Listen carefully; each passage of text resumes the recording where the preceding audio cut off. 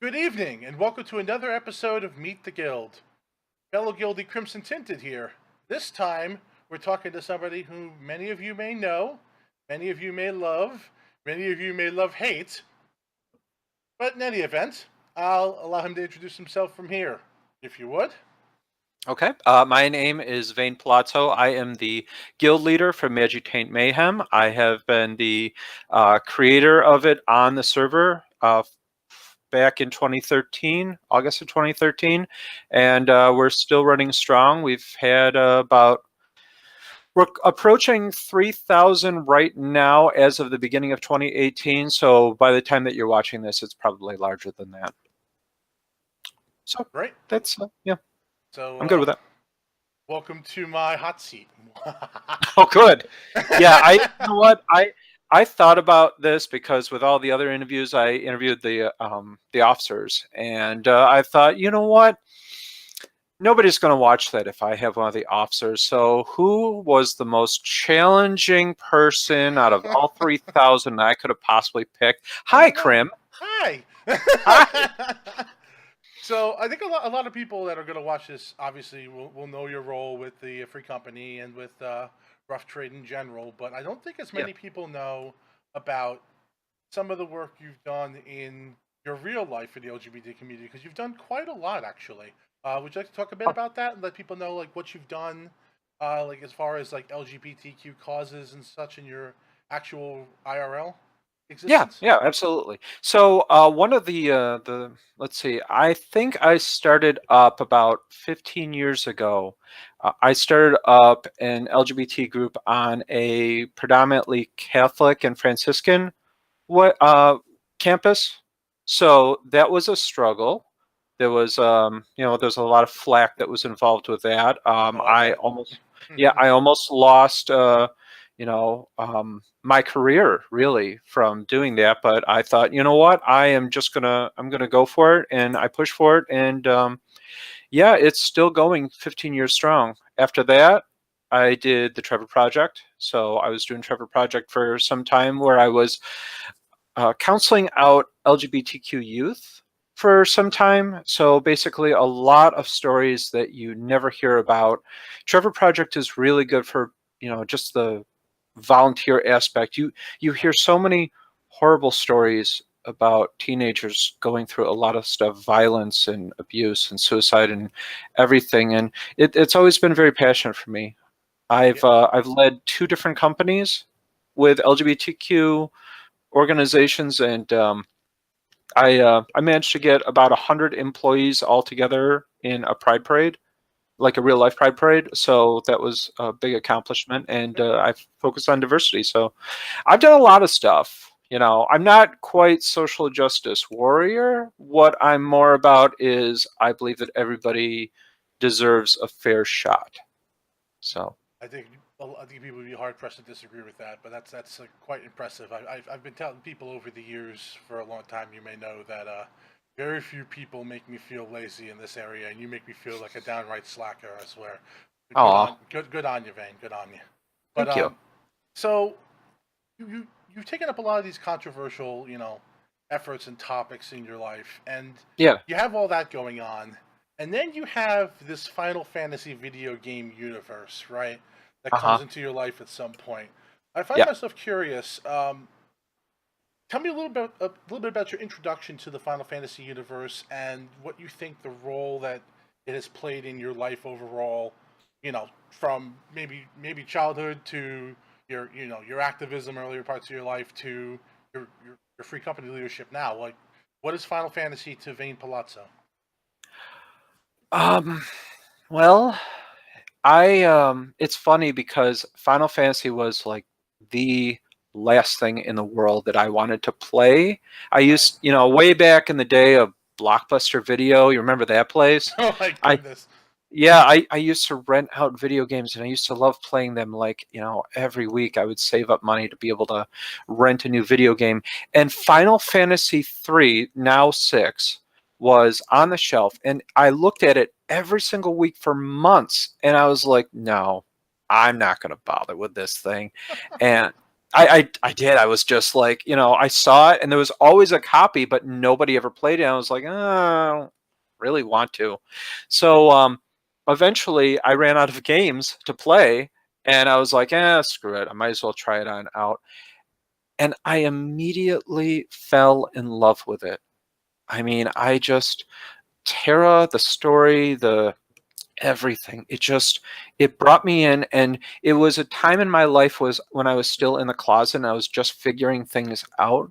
Yeah. So the story of Tara really resonated with me. It was something that I never really expected. And the entire time everybody is calling her a freak and all this other stuff. And it's a lot of what LGBTQ people go through. Yep. So it was very important for me. So I came to grow loving Final Fantasy VI, as you can see, Yep. and Ultros. I and I just I fell in love with all of the series after that, and it was so it got so involved that my friends used to call me Kefka. So that's where the Ah, Palazzo part of the name comes in, is because I thought, I don't want Kafka as a name. I kind of want my own identity. So that's where that comes from. very nice, very nice. But yeah, I'm pretty sure everybody who's going to be watching here is going to have their favorite Final Fantasy character, and they would argue it to death, Hmm. as you very Yeah, well might. yeah, But I'll ask you though. A lot of people will argue as well with Final Fantasy as their favorite musical score of the series. Final yeah. Fantasy, as you well know, has produced so much wonderful music over the years. What pieces have touched you, personally, and moved you most in the Final Fantasy series with the musical score? There's a lot. I got a chance to meet Umatsu, so that Hmm. was really fun. He came out up for his the the Final Fantasy composition, music sort of deals, and I loved it. I paid some extra money. I got to meet him. I talked to him. I also met Susan Kellaway, Yep. the woman who does the intro music for Final Fantasy 14, and I was telling her about the guild and everything, and she was like, "Oh, that's really cool and whatnot." I actually I keep this over by my couch slash um, it's my gaming area, but I always keep this over here, and this is the signature of Umatsu, Oh which is pretty wow, cool. very Yeah, nice. my friend back in college got me this box from Japan. Like Yep. he went to Japan, and he came back with that because he knew I loved it so much. So it was really an honor to do that. And it's funny because what it is that Callaway and the other one wanted to sign the box, and I Mhm. said, I love you both, but no, because Right. you had nothing to do with this game. Right. I I don't want to felt offend you. bad. I felt so bad, but like, Yeah. this is mine. No. Yeah. That that Yeah. that's that, that's wonderful. Yeah. I actually had the pleasure of meeting Susan myself at FanFest last time around. Yeah. Um, Yeah. at She's a awesome. Yeah, Yeah. she's great people. Like and that's the thing you don't realize about a lot of these Final Fantasy focus. They're hardworking people, but they're great people. Like they're They fans too, are. man. They really are. They Yeah. really are. I would So love to have a drink with Soken, the guy who does yes, music for Final Fantasy 14. Oh my God. He just like jumps on the backs of people. Like yeah, he's a shorter guy, but he will jump on you. He's yes. he's he's scary. He's I like a Lalafell that's real life. I will confirm that, having had him jump on my back at FanFest. Yes, but I digress. That's a whole other story. And this video is about Uh-huh. you, my friend. But no. So you have your favorite music. You have your favorite characters. So you lead up to Final Fantasy 14 being released, Yeah. right? And there's a lot of content that's come out in the game over the years. Oh no. Yeah. But one of the prevalent pieces of content that gets released on a regular basis, different raid cycles, right? Yes. And there's a Yes. lot of MMO players that will, some will raid, some will not. I know that you've raided on and off over these. Hmm. I'm curious of your impression of raiding overall in this video game throughout its history. Your individual experience. What's it been like for you? Like, what are your favorite raids? What are your least favorite raids? What's your favorite least favorite thing? Just like your overall impression of the raiding scene in the game. Well, I mean, there's a lot of fun raids that I've participated in. That we had Tainted Seed for a while. That was fun. Going through, getting Twin Tanya down, like that was really fun and really exciting for me. I played out Alexander, but I didn't really devote myself to Alexander. I was really more into the primals. I love the summons in the games, and I love Shiva. So I created a group called Esper Massacre for some time, and I was, of all the groups, because we're predominantly a social group, but I really wanted to have something that was really hardcore, and I wanted to say, look, we are going to get this done. We're going to devote ourselves to getting this accomplished, and this is what we need to just settle and prove to people we can accomplish things if we work together. So I pushed everybody really hard for that. Yeah. And I was really happy because, even when that was brand new content, we had every single Shiva extreme weapon that there was. Like, I still have them all in my inventory right now. Can't bear to trade them in, can you? Nope. Cannot. And you know what? But because of like the whole glamour system and everything, I mean, it's something. Problem is that they keep coming out with really good glamours, so I can never choose. Yeah, yeah, that's been a recurring feature as well. Another thing they continue to release on a constant basis, jobs throughout the game. Mhm. Yeah. Ninja obviously 2.4, obviously Heaven's Word jobs with Dark Knight Machinist. Um, Overall, though, we've seen a number of jobs come out over we've Yes. seen which directions they can take it.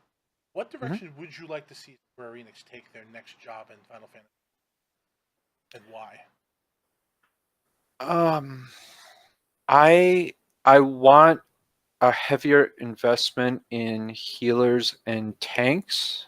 I feel like there's too much DPS. I know that they feel that everything is very equal right now because in terms of gear, you have the option of being able to have a piece of armor and another job also shares that armor, which is really nice and it's great and all, but I really feel like that there is an imbalance of tanks and healers right now, and I really want there to be a greater focus on tanks. Yeah, But I also want a stronger focus on melee DPS, and I'm really surprised that Samurai, as fun as it is, doesn't seem very raid ready.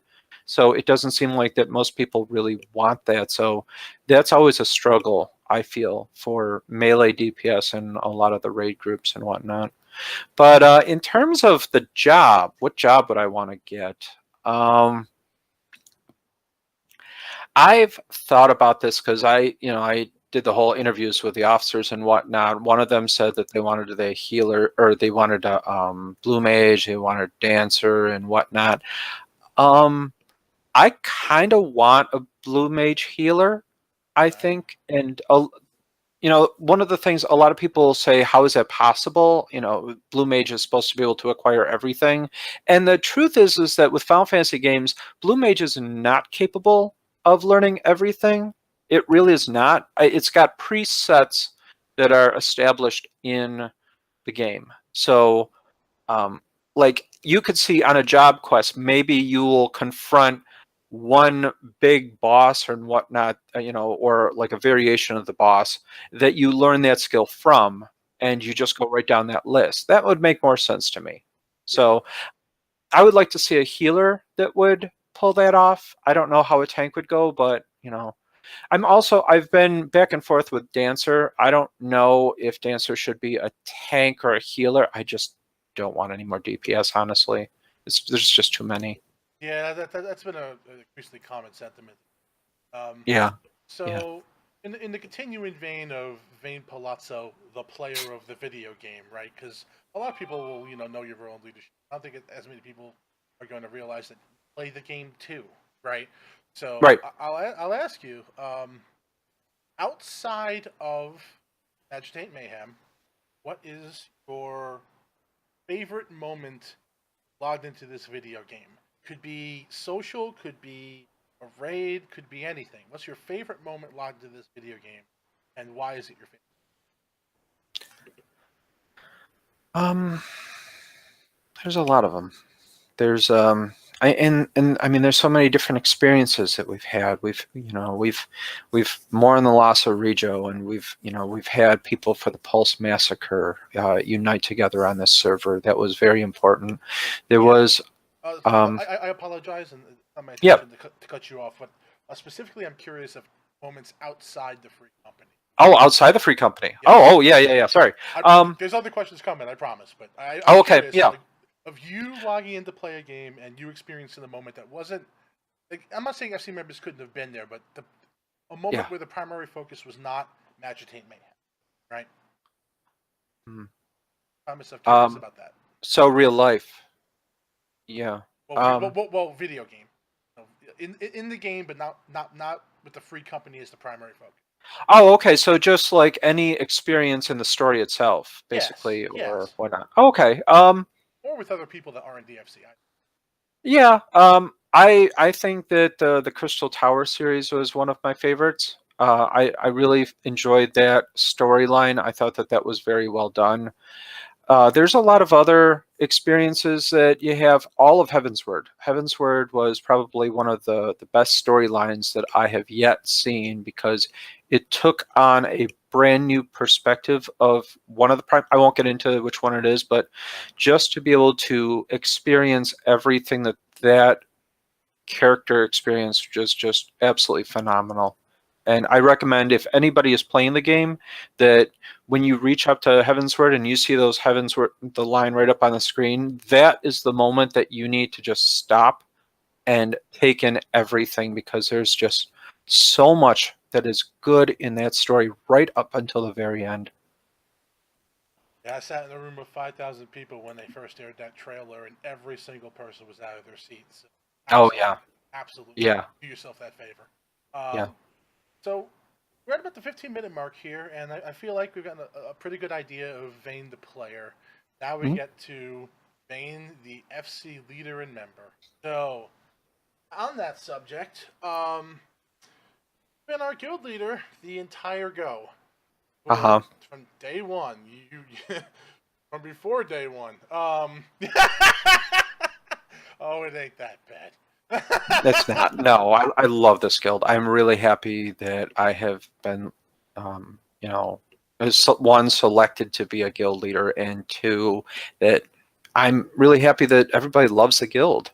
It's not easy to be able to have an LGBT free company. Like, a game like Final Fantasy is not something that people really know about. Final Fantasy 14, what is that? And just to be able to get 3,000 LGBTQ people around the world to be able to join up with this, to call this home, it's a phenomenal experience. Yeah. But it isn't all sunshine and rainbows, right? No, So you've no. dealt with a number of difficult situations of varying kinds over the years. And Yes. this question is not geared towards the specific instances of that difficulty. I wonder what you view over the entire period of running the FC as the greatest challenge to running a successful, thriving, active free company, because not many people do this succeed over 4 years and 5 years. A lot of free companies fold year one, year two, well before that. Mhm. Yeah. How do you keep an active free company for 5 years? What's the secret sauce? The secret sauce is the members, the players, willing to not create cliques or to create an established system where people feel like that you have to be goody goody with the leadership in order to be able to be successful, because you don't need my approval for things. You can go out and you can create an event. One of the great things is that I got approached for Drunken Dungeons, it was just a fun little thing that Josie had brought up to me the one time and said, I would just like to have an event where people who don't really know how to play the game, why don't I just get them together and just have a few drinks, and then we'll just go through that and we'll just socialize the whole time. And I thought, that's an incredible idea. Like, I am so happy about this. There was a quite a lot of other ideas. Hawk mentioned the whole slap a witch sort of deal. I was really happy about that. And you have to foster the community. You really have to believe that the community is willing to do what they're passionate about. And when they're willing to do something, it's your job to be able to bring them up, raise up the interest of what people want to do. And if people are willing to do that, then they should have all the support in the world and see if it can be done. So that's really um, the greatest challenge, I think, for being a leader is it's not dealing with difficult situations like difficult members or whatnot, because a lot of times it is just a misunderstanding. It's something that you read online instead of actually hearing what they're talking about. And I do one-on-ones with people a lot, especially trying to figure out, what's going on, what are you dealing with right now, and how can we resolve this. But in terms of the actual game itself, I think it is making sure that everybody feels like you belong here. That definitely, I could say, as a member, was rather important to me when I first. I hadn't played MMOs in many years because of lack of feeling that it. Yeah. I found this one, and 4 years later, God help us all. Yeah. Yeah. But no, that's you know, it's interesting to hear you speak of the personal investment aspect Yeah. as being the most important part, right? But being in your position, you can't possibly get to know everybody all the time. There's just not enough hours in the day sometimes, right? Right. So Right. Right. overall, as a leader, as a fair assessment of yourself, how Hmm. well do you think you know the members overall? Um, are there any members that you know best? Like, are there any memories you want to share about, some of our members that really connected you to them? Like, just what do you think overall is your level of engagement as to how well you know, for lack of better verbiage, every member that walks through the. I don't believe that anyone sensible enough to be able to run a 3,000 member FC community can ever say, I know everybody and what they want and what they're thinking. Right. The very recent, I've created surveys every single year asking the community, what is it that you want? And I make it anonymous. So I make sure that everybody can feel like they can express exactly what they want in the guild. There's a lot of open communication that I have to keep open. In terms of Discord, I make sure that everybody knows you can message me at any given time. I have an FC suggestion box. I have an email. I have Facebook. I have in-game messages. I have hangouts. I My job is to make sure that everybody feels welcome in all of this, and just to be able to. It's really important that people know that they can reach out to me and talk to me. Right. So that's I can also again attest to that. God knows I've talked your ear off plenty of times over these Oh, various mediums. you're not the only one. No. I, I, I've had messages where I swear I've gone through 100 lines of message back and forth with people within a matter of few hours, just talking to them, trying to, see what they're interested in, what they want to do, if there's a project that they want to work on. Not all the projects end up working out, but I'm still willing to listen in just to be able to see maybe it's possible that we can get this thing going and, get stuff rolling. Yeah. Yeah. So I'll say also that over the years, not everybody's. Well, plenty of people who will watch this are going to be aware of this, but for those who aren't, we've held a number of virtual Pride events in the company over the. Yeah. And there was blood, sweat, and tears behind it, but we had a lot. We've had a number of wildly successful events, hundreds of people like turning heads in the main cities, people Yep. following lines of parades just to figure out what was going on. Like we've achieved a number of greatly successful public events as a free company. but can't really ever, can't really ever rest on your laurels. So, what does 2018 look like in Magitate Mayhem? You have any thoughts as to where we go from here? Do we try to top ourselves? Do we just try to foster community? Like, what do you think? What do you see as like one of the one of your main focuses or themes for 2018 for the company overall? Sure. So one of the things that I learned in the survey is that the significant portion of the community really isn't that focused on raiding. There's a lot of people who want to raid, but a lot of people also say that they have time commitment issues and whatnot. And the most important thing for us right now, and everything changes on a daily basis. Like, I mean, every single day is something brand new for the guild. So it's not been a boring 4.5 years. It's like every single day that there's a brand new challenge and something to look forward to.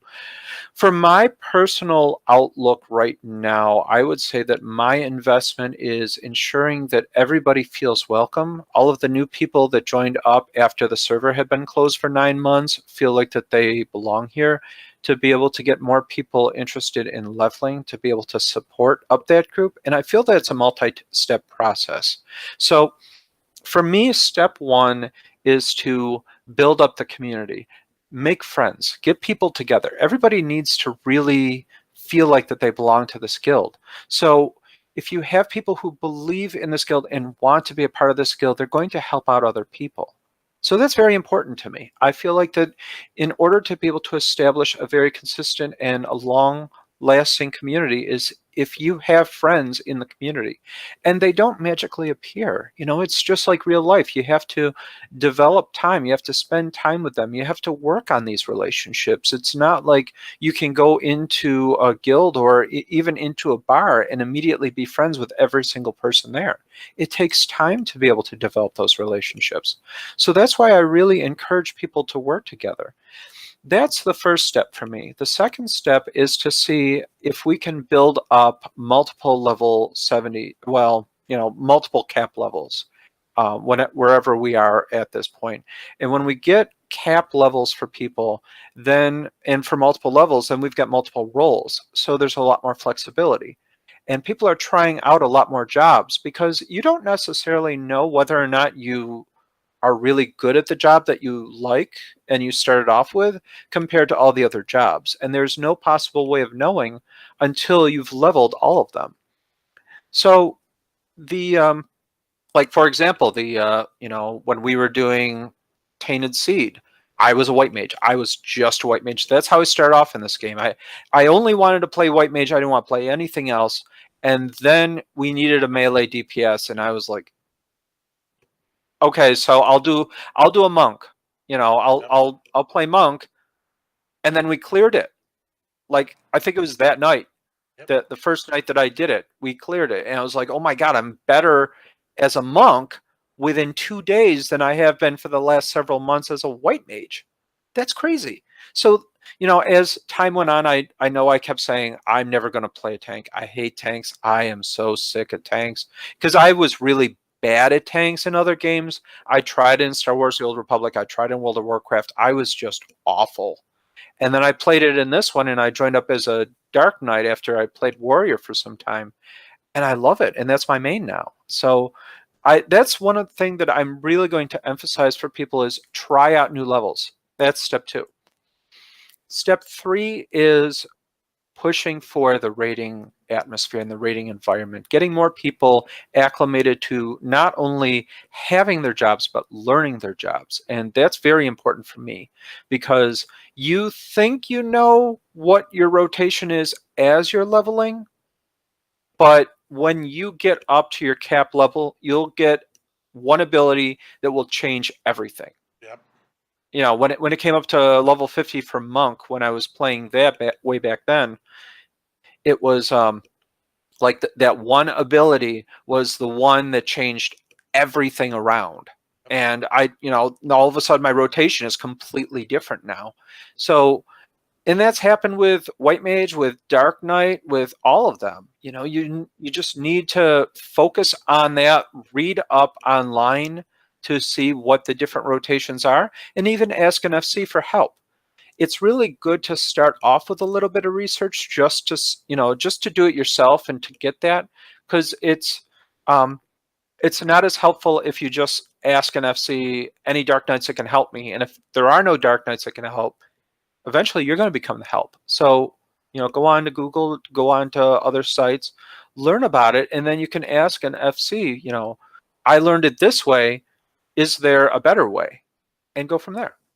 So those are really the 3 steps that I have: building up the levels, building up the community, then building up more understanding of all the jobs that you have. And then when you find a job that you really love and you're really good at, start rating.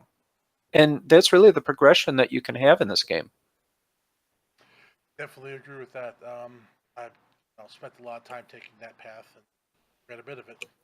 Yeah. So we're coming up on time here, so I'll conclude here. Okay. I mean, we can keep going if you want. I don't care, honestly. Well, in the spirit of others, I don't want Yeah. So Bible, but I'll just go. I'll just go over like really quick things, like because you mentioned like the favorite character. It's actually not Tara. It's not Tara. It's I would say that Nanimo is actually my favorite character of all time. Yeah. That's very surprising. You don't hear that very often.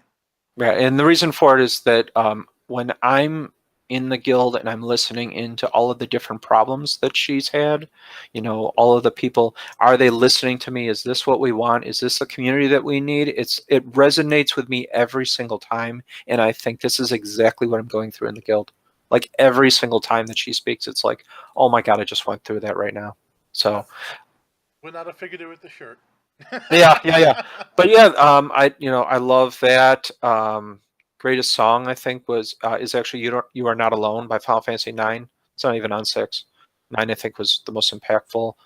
So there's a lot of different things, and you can ask me about any of this stuff. I'm an open book. You can just send me a message on Discord and just chat. I mean, I ask, don't like send me a message and just say sup.